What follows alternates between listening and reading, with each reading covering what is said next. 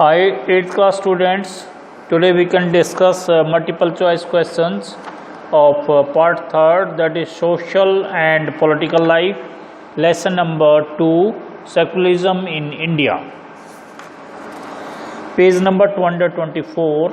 Tick the correct options. First, dash refers to the separations of religion from the state. A. Secularism. B. Fundamentalism. C. Religion. Right answer is A.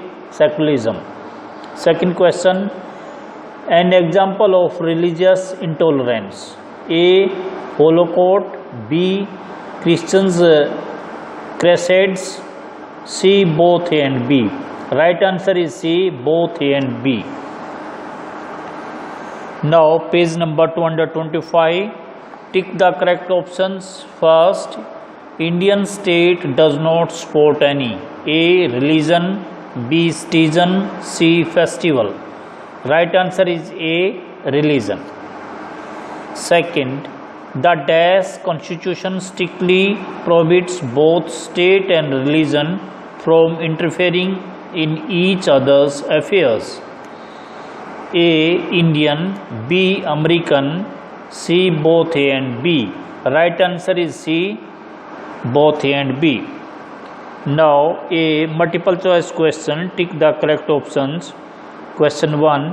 Which of the following statement is true about secularism? A. Secularism promotes harmony and peace. B. A secular country adopts an unbiased approach towards all religions. C. Both A and B. Right answer is C. Both A and B. Now second question, the dominance of the religions for a particular community over another is against the principles of A. Secularism. B. Nationalism. C. Socialism. Right answer is A. Secularism. B. Write T for true and F for false statement. First one, religious bigotry can happen only where a particular faith gets official recognition at the cost of other religion. Right answer, it is true. First one is true. Second, secularism is essentially similar to fundamentalism. It is false.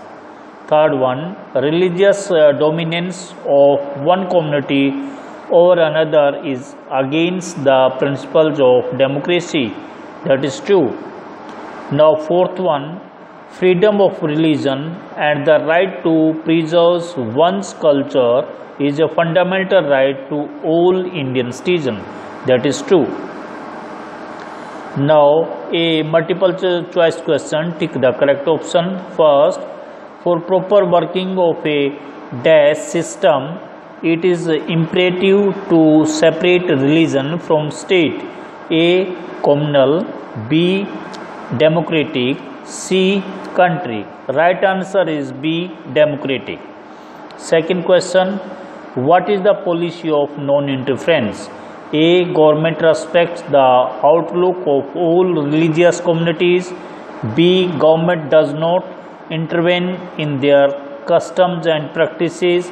C. Both A and B. Right answer is C. Both A and B. Now B. Short answer questions. What do you understand by the term secularism? That is on page number 223. Secularism.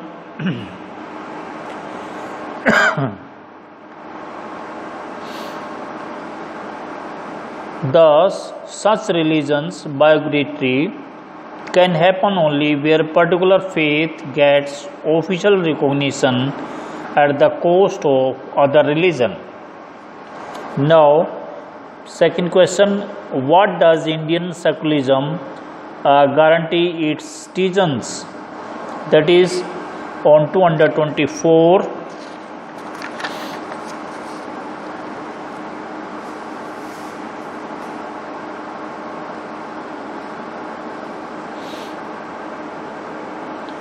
A state will neither enforce any religion nor take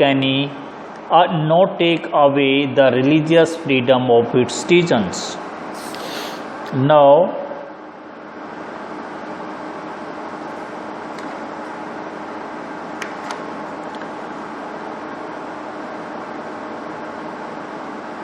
question number second. What does Indian secularism guarantee its citizens? Check dominance of one religious community or another religious community. Next one is third, why no religious festivals or practice is allowed in government run institutions. Third one is on page number 224.